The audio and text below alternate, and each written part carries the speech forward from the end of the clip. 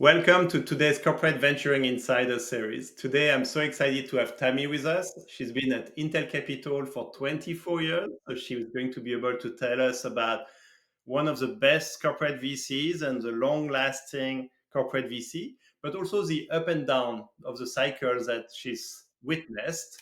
But also, I will be asking her about some best practices on being on the board, and she's been teaching that recently with the GCV, and I had two of my team members saying it was an amazing training. Tammi, welcome. Thank you. It's great to be here. So I like to always start by asking, what's your journey into corporate venturing? So, my journey into corporate venturing was kind of this crazy, kind of winding road. When I was in high school, I told everybody I was going to be an accountant, and that was my plan. I was focused on it. Most people, when they got to freshman year of college, they were like, I don't know what I want to do, but I was like, I'm going to be an accountant. And that was just, that's all I knew.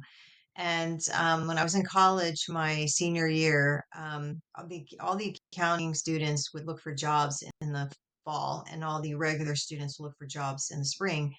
And one of my friends was like, "Hey, why don't you?" And he's flipping through this document, like, "Why don't you apply for a real job?" And he's like looking around, and he points at J.P. Morgan, and I was like, "What?" And he's like, "Yeah, and you can even apply to their audit group." I was like, why not?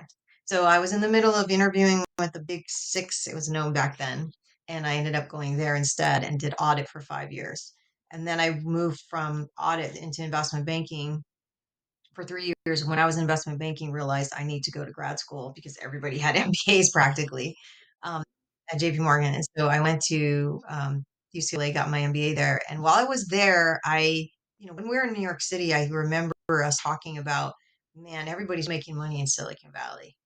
That's where what's happening is happening. Even though I was in investment banking, everybody was looking at Silicon Valley. So I have family in California, and I was like, I'm gonna go to UCLA, and I'm gonna try to stay on the East Coast, I mean West Coast. And I might look at investment banking, but I really wanted to see if I could get into venture capital. And people told me I was crazy. They're like, venture capital at that point. This is back in 1999. People back then were telling me that, hey, the people that got hired for venture capital were the CEOs, entrepreneurs, successful people who taking companies public.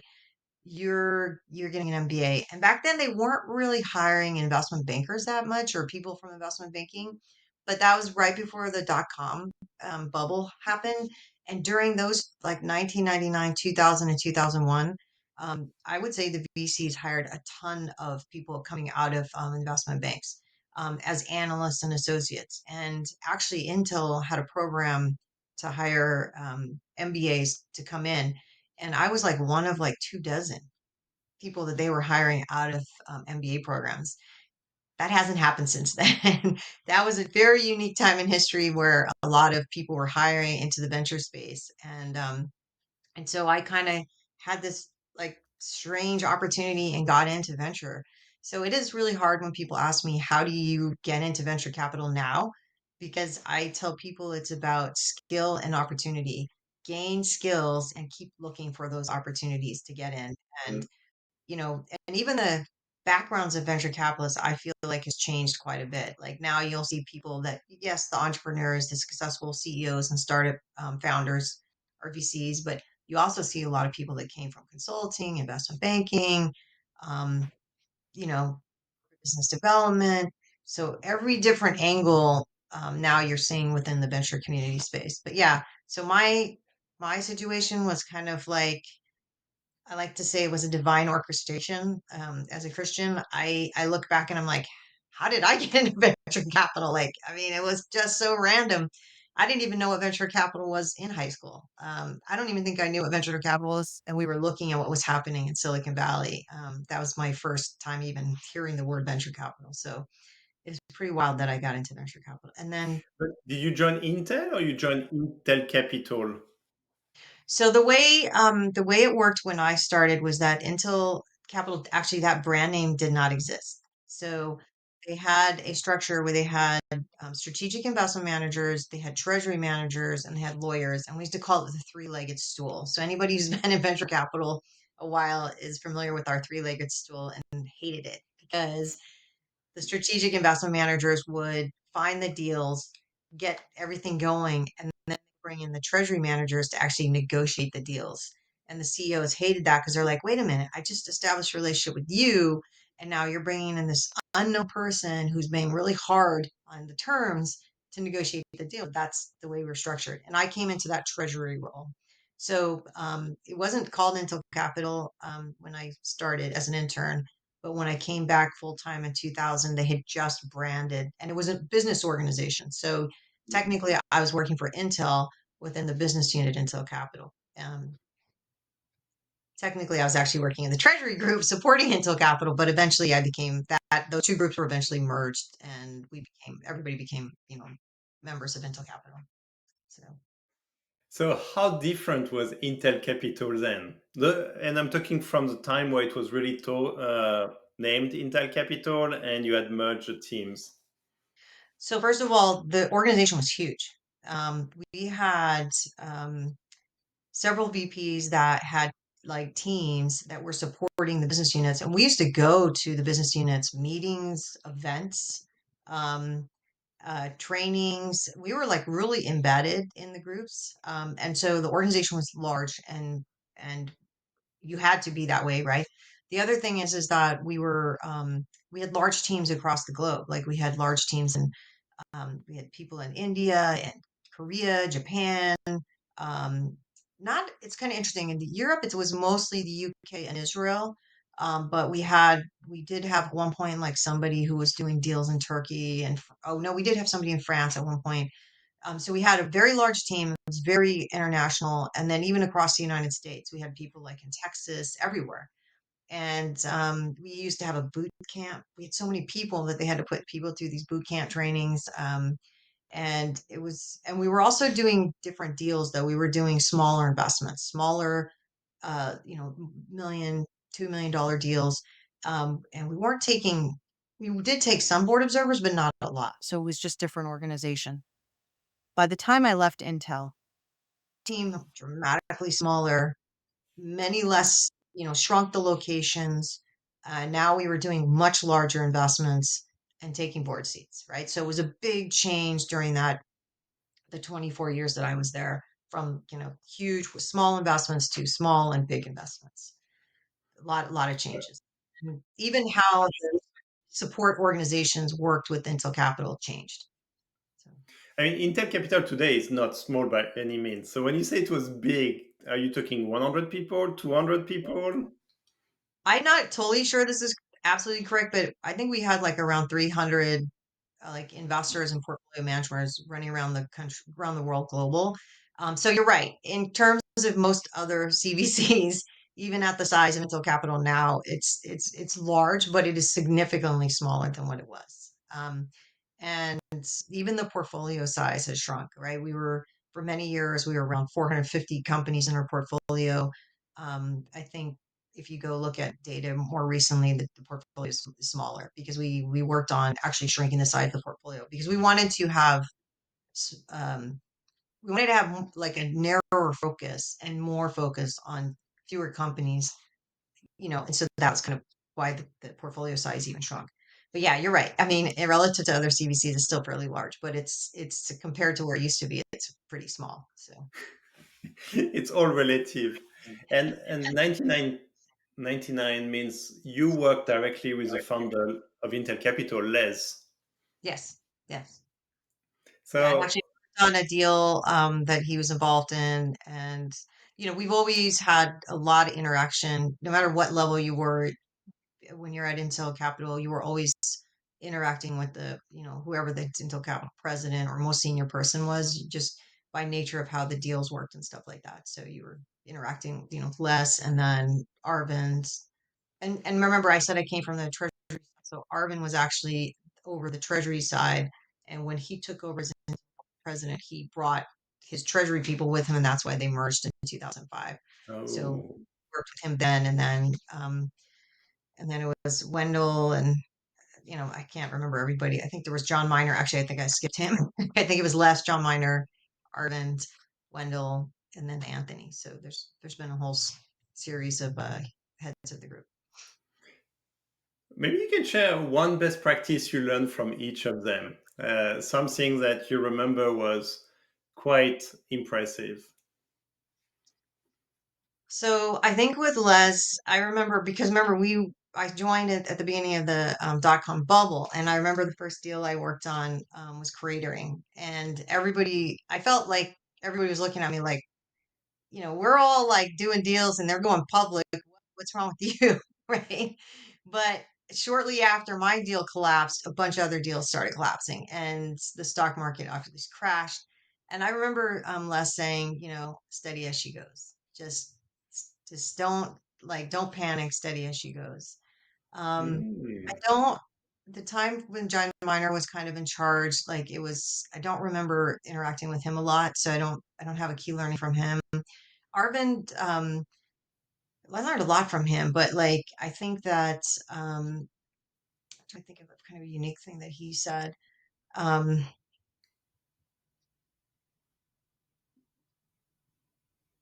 I actually thought that his strategy of diversification was really good, where he wanted to invest around the globe, and we actually saw a lot of positive benefits when some markets weren't doing well and other markets were doing well. Like we benefited from that, and also diversification across the sectors. Um, I really enjoyed that season when he was in charge because we were so integrated into the business unit. I felt like Mm. I had really good resources in terms of due diligence and understanding what the business units were working on. It's been harder when by the time I left. It was kind of interesting. By the time I left, I was like, man, my whole network of technologists was so much less because I wasn't in the business units as much. Mm. I was with one particular group, the quantum efforts. I was very integrated with that team, but really not the way that I had been done under Arvind. He was just a brilliant sort of in how he thought about like portfolio management in terms of like diversification. I thought was really good. And just understanding. He was also, I think, he was an interesting person, and he could get to people and talk to people that we needed on deals and stuff, right? And I was put in some pretty crazy situations where like I didn't want to go do certain things, but he was like the backbone, like the person that was like, no, you need to go do this. And I was like, okay, go talk to people. So, and I worked for probably my favorite manager during that period of time as well. Um, Wendell, he really pivoted the group to this new strategy of larger bets, and uh, more focused and getting on boards. I think that he was like about leaning in on the deals a lot harder, a lot more, not harder, but a lot more. And I will say that, because of where I was in my career, I felt like it was growing me up, right? I was Yep. learning and stuff and growing up. And Wendell was a little bit more, I feel like, he would stop by your cube. So you better be doing stuff, right? Arvin was like, you would have to go to Arvin, but Wendell would, he'd stop by your cube, check in, say, hey, what's going on? So I like that aspect, right? Because I don't know, it kind of felt like a personal touch from him, but it was definitely a different strategy. And, as leading your group, you may start a strategy today, but it takes almost a decade before you know if that was the right call, right? It takes 10 years. Yes. Yeah, yeah. So in the next few years, they're going to figure out whether or not, some of the changes that were made were the right call. It's hard to tell. It's a lot harder to take bigger bets and really work them. I will say that. Mm. And So we'll see. I won't be there to see, but the team will see. And then Anthony was the final one before I left, and I'd worked with Anthony on deals before he took over the group, and he was just great, collaborative, and I think out of all of the people I worked under, and it probably was also because where I was in my career, I felt like it was easier for me to talk to Anthony than the rest. But again, when Les was there, I was just this little, person. I just was like terrified, So by the time I left, I felt a lot more confident about who I was. I had a lot of experience, so I think that's why working with Anthony was just easier to speak from that perspective. And Intel's going through a very tough time, and I know he's very hardworking, and he's working to help Intel as well as Intel Capital to kind of go through this. And I would go parking back to Les's comment: "Steady as she goes. Just keep calm, steady as she goes." Yep. And I heard that Anthony and the new CEO Libu are sitting next to each other. So I'm sure there is very, very good alignment between Anthony and the top. So that I think is probably very helpful. I would say most of the Intel Capital presidents sat very close to wherever the CEO was sitting. Wendell sat very close to where BK was sitting. Arvind, maybe not, but Arvind had been he was at Intel for so long that he could sit wherever he wanted and get to I think Les. I don't. It's funny. I don't remember where Les sat now that I think about it. I think Les sat. I think they've always sat actually really close to the CEO on like the same area, same floor, like in the same section. Remember, we don't have. At least when I left Intel, they didn't have offices for anybody, right? Everybody's Mm, in queue. And there were certain like executive sections where all the execs sat. And Intel Capital has always had somebody in that area. yeah. Yeah. So many people, when I started doing corporate VC, told me about Intel Capital as an example of a corporate VC that moved from being financial to being strategic to be financial. But the more I talk to those in Intel Capital, I think it has always been strategic. It's more the degree of financial that changed, but there was always this kind of engagement with business groups and making sure you bring value to the portfolio company. Can you speak to the that debate that keeps going about financial and strategic, and how Intel Capital navigated through these 24 years you witnessed? So as you were right, it's been we call it a pendulum swing, right? Certain times we were more strategic, less strategic, but always strategic. Because at the end of the day, if if the corporation's not doing well, and let's say Intel Capital is just having a down year because of the markets or whatever, if we don't have strategic relevance, we always believe that we would be easily cut, Mm, right? On the flip side, if we were hardly strategically relevant, but we were bleeding cash all the time, we'd also get cut. So you have to do both, right? yep. Um, and when I mentioned when under Les and John Miner and Arvind, we were way more embedded into the business units. As a junior person, I was attending the staff of my business unit, um, and uh, and so it was much we were tighter into the organization. When I left Intel, that was not the case. First of all, the size of the team is much smaller. We wouldn't have had that capacity. But that didn't mean that we weren't trying to work on strategic deals, right? Especially around the manufacturing, I would say a lot of our manufacturing deals are very strategic. Um, Mm, so from that perspective, I would I think that there are now, and I'm sure you deal with this too. Sometimes the business units want you to do deals that you're like, it's not going to make you money, right? And this came up a lot over the decades that I was there, and we came up with processes for how to deal with that situation. Because again, if you're not making money and the corporation's not doing well, you're going to be under a lot of scrutiny. And so we mm, needed a way to be able to say, hey, some of these deals that are not doing well, you didn't even want to do them. So you can't like totally penalize us for this. And then here's mm, this other part of portfolio that you can penalize us for.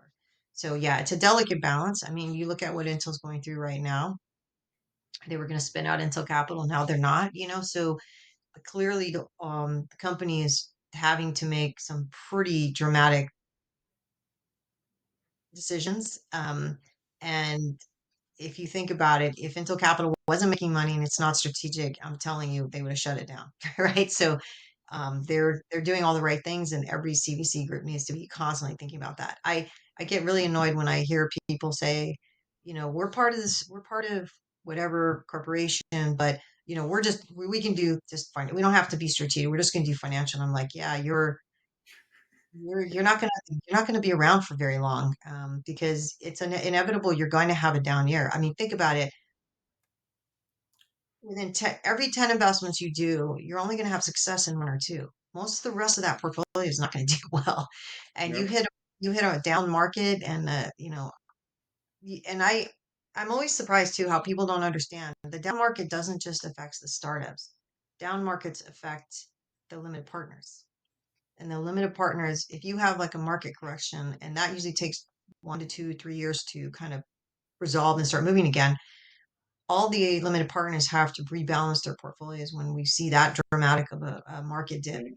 And that means that cash is going to get really tight for all these VCs. And now all of a sudden the VCs can't get the money to the startups. And then you as a CVC are going to be watching all of these down rounds and you're going to be forced to mark down your portfolio. You know what I mean? It's like this ripple effect. And so Yep. you got to have enough successful years and you got to be strategic so that you can weather through those tough times. No, And I no, think, I think it's a golden nugget. You yeah, have to be both. yeah. And I think Intel is done. I think when, there's many things I'm proud about being at Intel Capital, but one of them was that we were very conscientious about monitoring the financial and that, by the way, too, Arvin coming from the treasury side, right? And he's an investor. He's always thinking about that. I think he really was strong on that. So. So I think there is something very interesting because coming from treasury implies someone extremely risk adverse and very cautious. And here I'm going to use the CFO of TDK, Yamaneshi-san. I expected him to be like extremely cautious, and he is extremely cautious when it's about TDK. But somehow he understands the risk adjusted pricing. He understands that we get low valuations because it's very risky. And so I want you to speak to how much learning or unlearning there is for someone coming from treasury to do venture capital. So let me tell you something about me personally. I am very risk averse. So this is another reason why it started crazy that I ended up in venture capital because I personally, if you look at how I manage my own money, I'm very risk averse. But I think what happens, and I think this is why with the CFO, this is the case, is that it's like your own portfolio. Within your own portfolio, you're going to have a portion that you're very conservative with, like you're going to, CDs, money markets, some treasuries, bonds, whatever, right? There's, you have that, then you have your, maybe your 401k, and you'll take more risk with your 401k, and then you kind of have a pot of money that you'll stick in stock or you'll put them in more Mm, risky things, right? And I think what happens is like at a corporation, the CFO is doing the same thing. He's got all of his conservative bets, and then he's got some room to go do some risky bets. And so that's why I feel like if you're managing your portfolio, you kind of get comfortable with that. I think if you look at Intel historically, we had so much cash that we were willing to take risk. But even that, even though it seemed like a lot of money, and again, if you look at Intel's overall situation, it's really just a small piece that we're risking back in the yeah, day. It's a little bit different situation, but does that make sense what I'm saying? Is that yeah, like I think that's why people get comfortable with taking that level of risk. And I think that the people at Intel Capital, many of them, though it's changing, we had people, I had a lot of people at Intel Capital that we were all like 20, we all came into Intel Capital around the same time. Remember, I told you they hired like, I don't know, 2,000 people out of these MBA programs, right? So we had a lot of people at Intel Capital that had 20, 25 years, and you get used to the risk and you get used to understanding like what you're doing. And you also, and I think it's why venture is a yearly business, right? You're constantly reassessing. Okay, I put this money in, and a year later, you're assessing, was that a good decision, right? Every year, you're not waiting 10 years to decide if it's a good decision.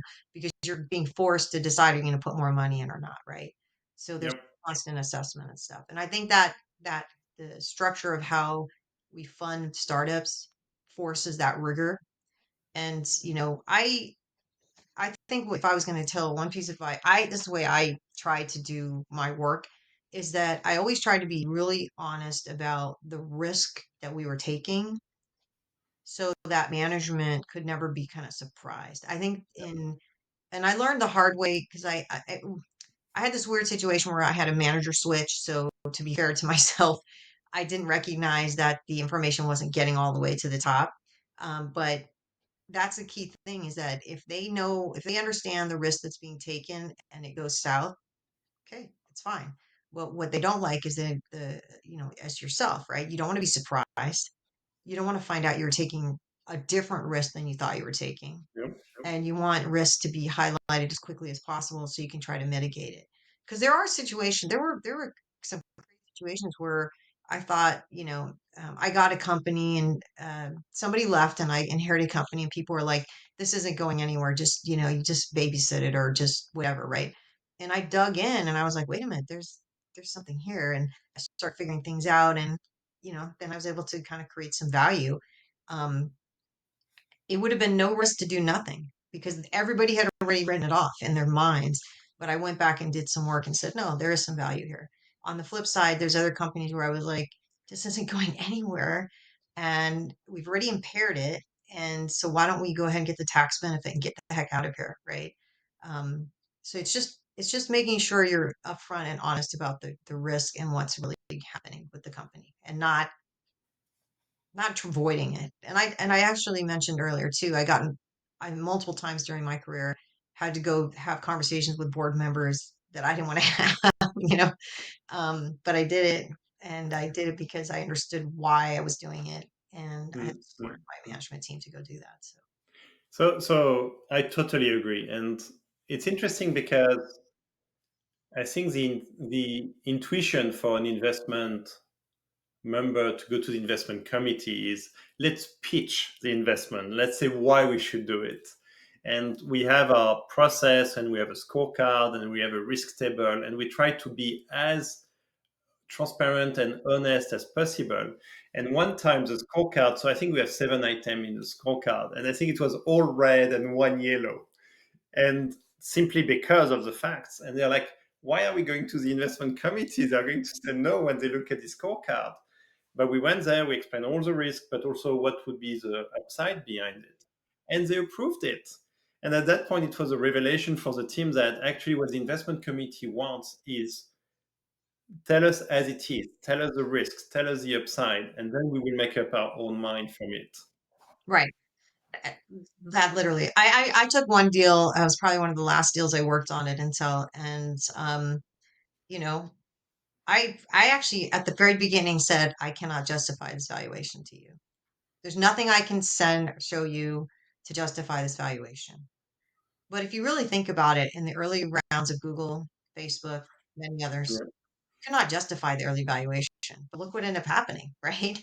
Anybody who didn't get in, when it was, 200, 300, 500 million pre-revenue company or, a couple $1 million revenue company, and you would have said, I can't, there's no comps, there's nothing that's going to justify this valuation. But if you would have put your money in, you'd be sitting on a beach, relaxing right now, right? So, yeah. So I explained that, and then I explained sort of, why, even though I can't justify the valuation, why it still might be worth doing the deal. And we went through everything, and eventually they did approve it. But I had already, by that point in my career, I already knew that to be the case. But I Mm. remember working with somebody who was new, and they were so shocked. They were like, "I can't believe you're going to say that up front." And I'm like, "It's the room. Why would I wait till the end? Like, why would I go through this whole song and dance about how wonderful this deal is and then go, oh, by the way, here's the No, evaluation? no. Sucks. You preempt it right Yeah, away. yeah. That way, every time it got brought up in the thing, I said, yeah, I said that at the beginning. I said, I already told you I can't justify this valuation. And so, Actually, that's a golden nugget. And it's a golden nugget for presenting to an investment committee, but I think it's true for when you preempt concerns with customers, which is make sure that any concern that's going to be brought up, you preempt them, you explain it, so that then they are in a listening mode for the rest of the presentation. Otherwise, I think the risk is they're not even listening; they're waiting for their chance to ask a question they're concerned about. or they'll feel like you um, Pitch? pitch them and then you sort of at the end gave them the bombshell, right? And so then it's almost like what we talked about earlier about being shocked. Like, Yeah. so just get it off the table as quickly as possible. And I think that helps a lot. Yeah. So I also want to talk about the down cycles. You kind of hinted a bit earlier. what that means, and limited partners with no cash, VCs can't invest, startups find it very hard, and so on. How do you see the current cycle compared to the previous down cycles? It feels very different, but feeling is not the same as you having witnessed them and gone through them. So I'm very interested in your take. I think this is a pretty wild time right now. I think there's a lot of wait and see, and um, yeah, this to me is uncharted territory, to be honest. Like, the markets are obviously continue to do really well, but it's been going well for a while. So it's sort of like you feel like, okay, when are we going to have an adjustment, right? Because what I don't know, what is it like every 5 to 7 years or 8 years you see some kind of adjustment. So if you look at my career, like we had the 2001, we had 2008, we had a blip in 2012. We had COVID, so there was kind of some volatility, but Mm, not as much as you might have thought would have happened in 2020. So it feels like the markets are due for a correction. mm, And then you see corporations leaning into CVC, but then we've also heard of some pretty well-known CVC shutting down. Right? I'm not going to name any, but there's been at least one that I know that I was like, what? But I also think, and again, I don't know that much about their particular portfolio, but I suspect that they weren't getting the strategic and financial things in front of the management team, and somebody saw an opportunity to knock it out, and they did, right? So, but yeah, it's an interesting time.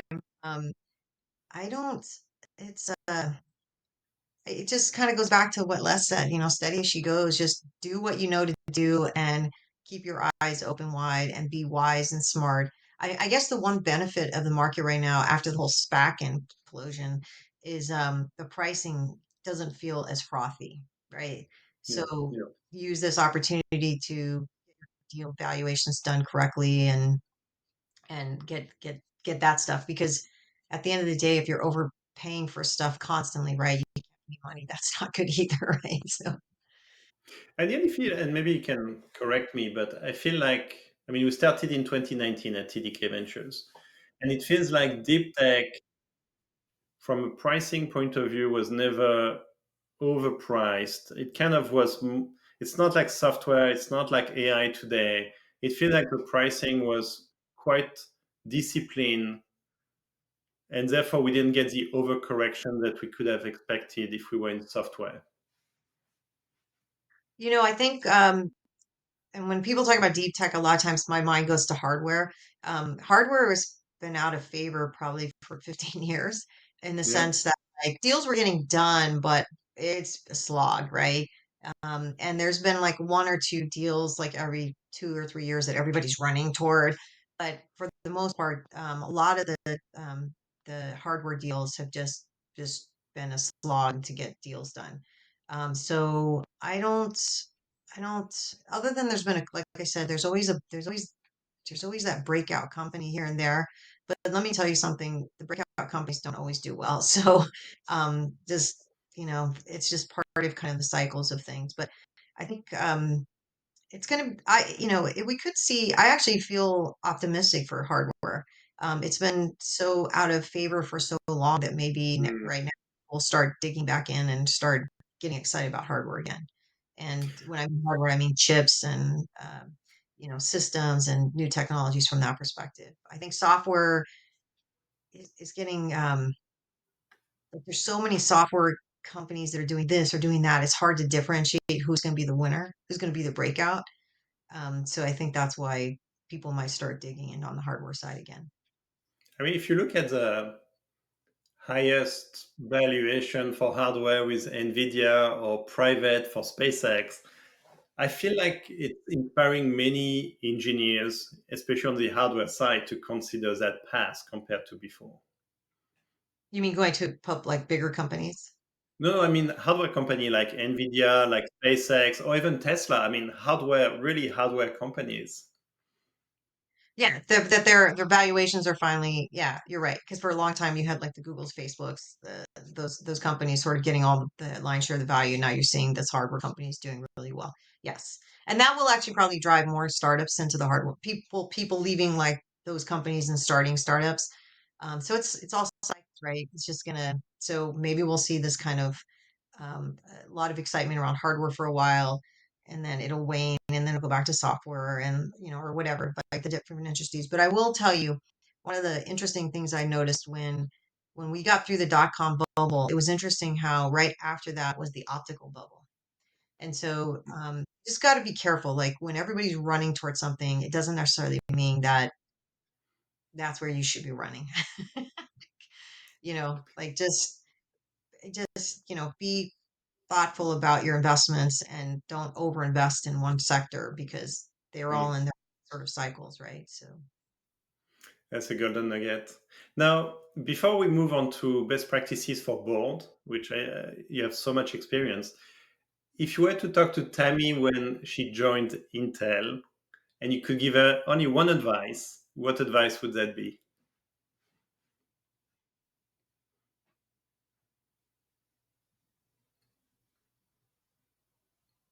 it's a great question. um, I mean, I feel really good about a lot of what I did. I guess I would say, not to stress as much, to be honest, because, and I've had to coach other people that came behind me, right? Was that when I first started, especially my first deal that went south, I almost had a breakdown. Like I was like, $1 million? Like, we're losing $1 million on this investment. I didn't even bring the deal. It was actually somebody else brought it and wanted me to work on it and do it. But when it was going south, I was like, I just took it so personal and I felt like a failure. And then my boss reminded me, that's venture, Tammy. Like, you better, if you're getting upset about $1 million, like you better hold on because it's going to get harder. Yeah. You're going to be, one person said that to train up a venture capitalist, you have to spend as much money as you would on a fighter jet, right? 40, $50 million, whatever it was at that point. And so it was really just not, it was about being ready for the sort of that and not being in so much stress just physically. And I got better, right, as time went by, and I've had to have talk conversations with other colleagues when they had a deal go belly up, really talk them through like, this happens, this is part of this business. So maybe that would be one piece of advice earlier in my career. I remember one of our investment directors, one of our portfolio companies went to zero, and we had invested $1 million. And I asked him, what would you differently?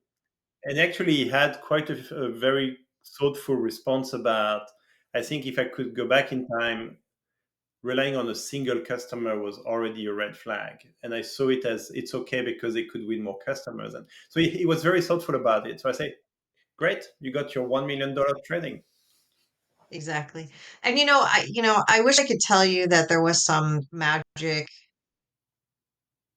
thing about like which deals I should have worked on and which ones I shouldn't. But the truth of the business is that it's kind of like finding a job in venture capital, right? You got to have the skill and the opportunity, right?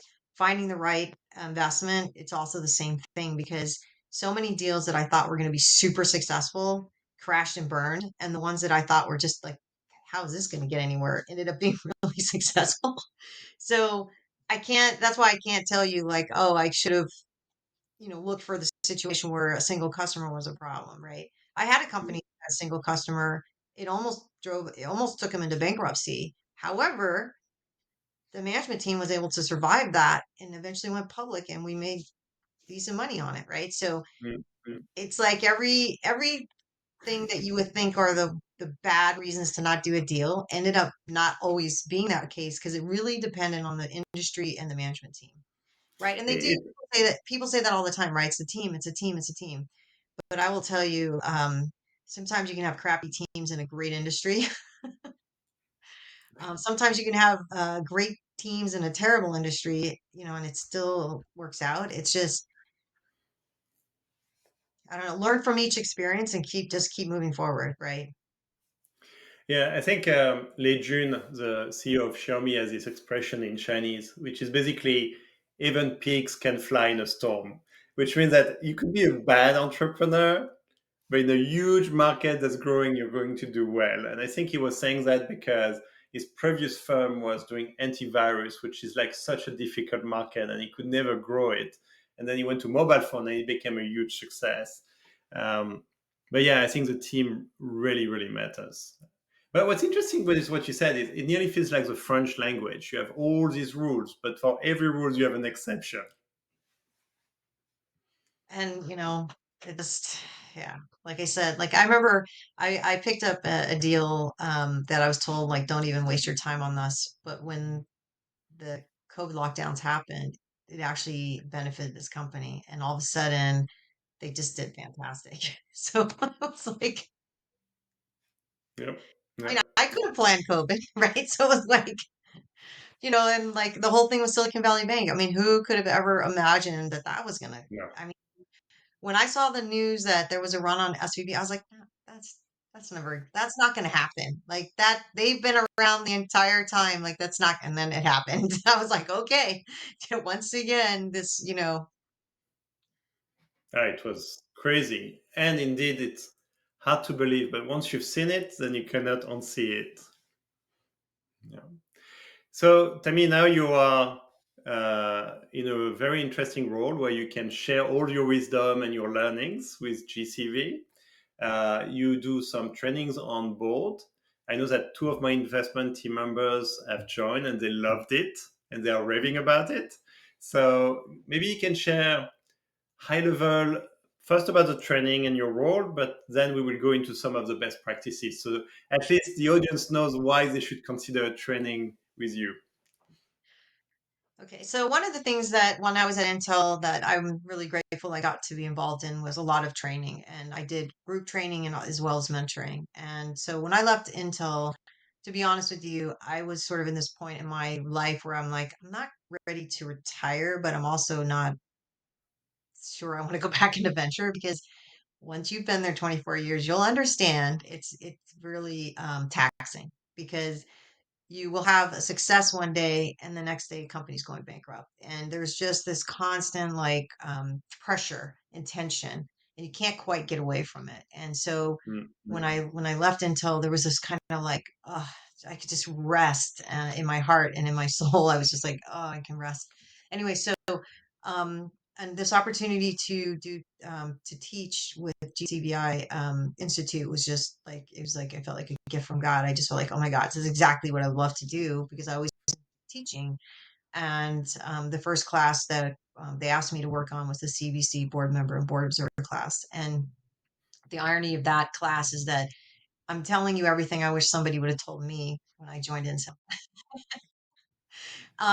And so as I sat down to start creating content, that's really what it became, was a reflection on what I had learned through the, time that I was a board observer and a board member, and kind of my lessons learned and like checklists and things that I wish that I had known before. Cause I don't know what you guys do in at TDK, but I know at Intel Capital, we do have like our fiduciary duty training, and you have some mentoring and you work on deals, but really nobody sits down and spends 2 days with you talking to you about like, look, this is how the board meetings are structured, and here are things you could be paying attention to. And we just don't. Maybe they're doing it and I missed it. I don't know, but nobody really sat. They just literally said, okay, you're taking over this account, and you're going to be the board observer. So go. Go. So I went. And I made a lot of mistakes early on, and I kind of learned as I went. But and so that's really what that training is about. Is just trying to give people that sort of edge on. You don't have to wait 20 plus years to have these reflections. You're getting them all sort of consolidated into those 2 days, all the way to the very end. I know some people were not able to stay all the way to the end, but like even the last session, one of the things that I talk about is I don't know if you guys do this at TDK, but when people leave, you have to move their accounts to other people. And so we call it like an inherited company. And obviously, as I was there for a long time, I got a lot of companies from other people as they left.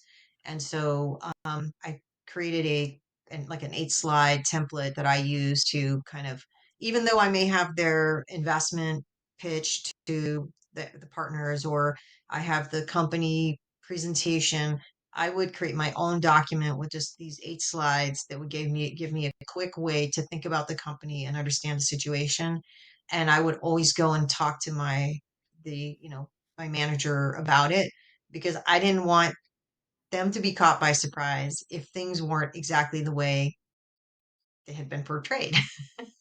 Or a lot of times, I was gonna say, a lot of times I was picking up companies as people were leaving, and they would literally be in the middle of the financing, or something was happening, and I was like, "Oh my gosh, I have to like ramp up like quickly." And so, anyways, these I found these slides to be helpful, and then so even at the end of the CBC board training, I actually talked through at a high level those slides. And so anyway, so I encourage people, if you've never been on a board, or even one gentleman that has been on boards and board observers, and I think even he found it like a good time to reflect on even what he thought he understood, and to even have conversations and discussions about, is this really the right way to handle stuff? So again, I would encourage people who, especially when you have junior people, but even more seasoned people. I'm working on and trying to figure out how to do those classes, because a lot of them I did them more one on one. So, for example, we're going to do a term sheet, cap table, waterfall set of classes, and so I'm working on that and trying to think about how to do that in the most effective way. Um, One of the conversations I've been having with the team is that when you're doing one-on-one, if you need to stop and backpedal to explain something, that's fine. But if you have a class of 20 and somebody says, "Well, what is that?"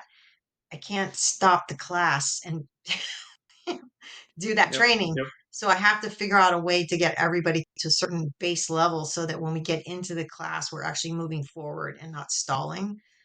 So anyway, so that's the stuff I'm working on, and I'm really excited about it. So it gives me a way to use the knowledge that I've gained over the past 24 years in venture, but also do what I love, which is teaching. And then I also am doing substitute teaching at a Valley Christian High School. So I like working with youth. So it's my give back. Very nice. I mean, I have to ask, I'm sure everyone is listening is wondering. Tell us more about these 8 slides. What does it cover? I'm sorry, what? Tell us more about the 8 slides. What do they cover? Oh, so at a very high level, it's the first slide is like some short, like a short synopsis on just the company. So, like, how much money they raise, what's the liquidation stack, what's their kind of revenue profile, how many employees. So it's just, again, it's not like this dense slide. It's just, oh, and what does the company do? Yep. Obviously, Yep. boring. Yep. That's slide one. Slide two is how much have we invested in the company, and what's been impaired, what's the accounting value? Do we have a board seat? Do we have a board observer seat? Any unique rights. Slide three is, let me get these out of, I'm going to give you the 8 slides. This may not be the exact order, but then there's a slide that's a detailed cap table in a structure in a way that I like to see it, so that I can easily answer a lot of questions. Then there's a slide on the board and the board observers with some information on the backgrounds of the board members, as well as best guess at their follow on funding capacity. Then there's a slide of terms. So you have like things like, what does it require to raise a new round? What are the protective vision thresholds for raising a round, or doing a crown down, or approving an acquisition? So it's not all of the terms, but there's a couple of key terms, as well Yep. as, are there any special blocking rights that anybody has on any specific items? So it's kind of having the kind of key points. And again, it's all on one slide. Um, Trying to think what else. I think that's 6 of Do the you slides. have strategic engagements with Intel? Or That's on this. That would be on slide two, where you're sorry. Yes, that's it. Would be included on slide two. Is a short, two points. One is, what was the strategic rationale for doing the deal, and are we still strategically engaged? Right. yep. And then I think there was 2 slides. Like, one is like on special situations of the company, like, are they fundraising? Is there an acquisition offer on the table? Are they running out of cash? Like, what are those high bullet points? So maybe it's only 7 slides. So that's kind of, I think, the main slides. But it's just, again, you wouldn't use that to go pitch the investment, because it's not listing out the competitors. It's not justifying valuation. It's not doing all that stuff, but it's a Mhm. very good document that you create, that gives you a quick understanding of the company. And I'll be honest with you, it's not an easy document to keep up to date. Like if you have 8 companies, you're not going to want to have to update this every year. Like there's just a lot of moving pieces in the document. But when you're taking over a company, it's a great exercise to go through to get up to speed so that you have that base knowledge. And then as different things are happening, then you would update the slides as necessary. So I had a company that I don't know why, but it was it was a very confusing situation, and the person that was covering it before I picked it up, um, they they were doing everything verbally, and I think that sometimes that when it's confusing, it's better to like draw diagrams and pictures. And Yep. so I actually did that and then presented it back to the partners, and it was crazy because they were like, "Oh, I finally get it." And I was like, yeah, I don't know why the person didn't think to put it in slides to explain because it was very confusing. And I even, in creating slides, this set of slides plus this diagram, even I kind of had to go back to the CEO a couple times and be like, are you sure you meant that? Are you sure it's what So anyways, but so that's why I create that slide deck. And that's actually, I want to make that the basis of my next class is that they would literally start the class, and by the end, they would have created those 8 slides. I think that 8 slides best practice is amazing because, and I remember, so I think we were on the once on the same board, and I remember you asking very, very sharp questions, and I wouldn't be surprised you were just checking your slide was still correct. Um, but it avoids surprises, and sometimes the surprises comes from terms that are hidden into a term sheet or financing agreement, and if you have them quick to find back, because actually the financing terms don't change often, but as a consequence, you could forget about them very easily. So I really like your best practice. I was involved, unfortunately, in cram down situations. Some we led, and some that we were being recipient on. Some we embraced, and some we wanted to fight. And the ones where we had to fight, I made some mistakes and sort of learned from my mistakes and was like, oh my gosh, and I'm not the only one that makes those mistakes. Like I know for a fact, but, but it made me realize, okay, every time if you're going into a cram down situation, you have to look at both the protective provision, but also the mandatory conversion. And in one of the situations, unfortunately, I didn't realize till very late in the process that we actually had some leverage on the mandatory conversion side, and I wasn't able to leverage it as efficiently as I could have. And then in other situations, because I knew better, I was able to very effectively use it. Right. So it's just making sure you get a handle on that.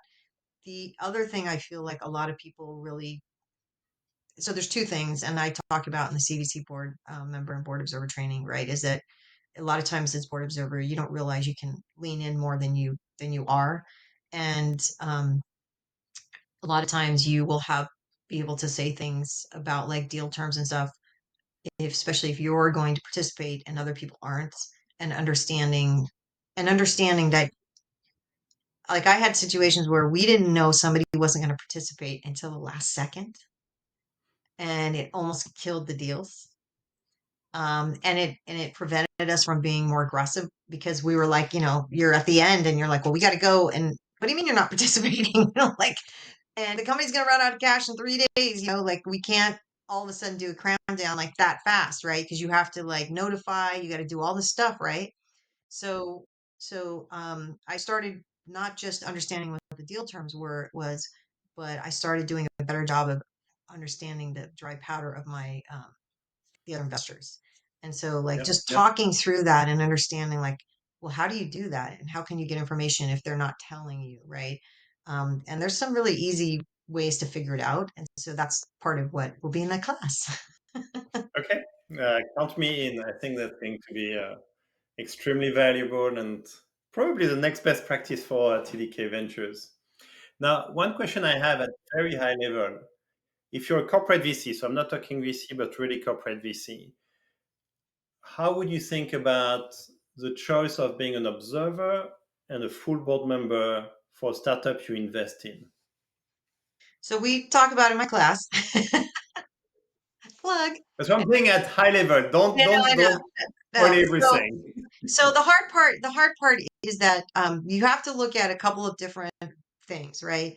And we talk about the fact that you have to look at accounting. Like if you take that board seat, are you going to all of a sudden be at risk for equity or consolidation accounting, right? Because you have to look at how much money, what's your percentage ownership, is there a business deal? Is there other large investors in the deal with you? Because if you're the largest CVC and everybody else are angel investors and you take a board seat, some accountants may view that as significant control, right? Because of your Yep. financial strength, and you could end up having to consolidate that into your financials or at least do equity method. So there's a whole set of factors you have to look at. There's also, are you going to invest in multiple companies in the segment? Then you probably shouldn't be taking board seats. Is it a customer supplier to TDK? You probably shouldn't be taking board seats, right? So there's a whole set of things you have to look at. Mm. And if you understand how to use your board observer role right, you can get most of what you would want um, versus being on the board. Now, trust me, I was a board observer for many decades, for a couple, 15 years, and it was frustrating to feel like the stepchild in the room, right? Or you were on the out. But what I found was that when I could build a good rapport with the board members, then I never felt like I felt like I was an equal. Mm. I didn't vote, I didn't control, but I felt like they listened and respected my questions and opinions. Now, that was later in my career. Earlier in my career wasn't so great. So I didn't bring issues to the table in the right way, but later I did. So the longer I was at Intel, the more once I had an opportunity to be on a board, I started realizing that I didn't need to be on the board to get what I needed from an Intel standpoint. So I would say that yeah, it's great to be on the board because you'll be heard. But if you can establish a good rapport, then it's not necessary. So in that deal that I told you, I picked up and then COVID hit. I wasn't a board member, I was a board observer, but man, they were very respectful and I helped the company and they eventually got to a great exit for everybody. And the CEO, thanked me. He's like, you helped us so much. And I was like, that was more satisfying than being on the board in some respects because you know what I mean? I was able to be heard and to get done what I needed to get done. So Yeah. Now this is a golden nugget, which is also it's not intuitive. You might think that if you have the choice between the two, you should always take the full board membership. But actually, there is pros and cons to both, and you should really think through that very carefully. But at the same time, I think when I'm in a board and it's a really good board, not all of them are good, but when they are good, you can't tell just watching. You can't tell who is actually a board and an observer. And if that's true, then I think you're in a really good board where it's very dynamic. People are listening to each other. People are challenging each other, and not because they are voting. And basically, you have to wait for a moment where people have to approve the notes, the meeting notes, or whatever. Then you realize, oh, they are the board members. exactly. And you're right. Yeah, yeah. If you have a good board and a CEO and they're all you don't have like insecurities or somebody trying to play games, then it doesn't matter. It'll be a great experience. Unfortunately, I would say that's probably less frequent than you would. So unfortunately, but there are situations where we had the right to a board seat and we ended up executing it because we just felt like the board was not doing what we thought they should be doing. Mm. So, my last question, Tammy, for someone thinking about joining a corporate VC today, what would be your advice to them?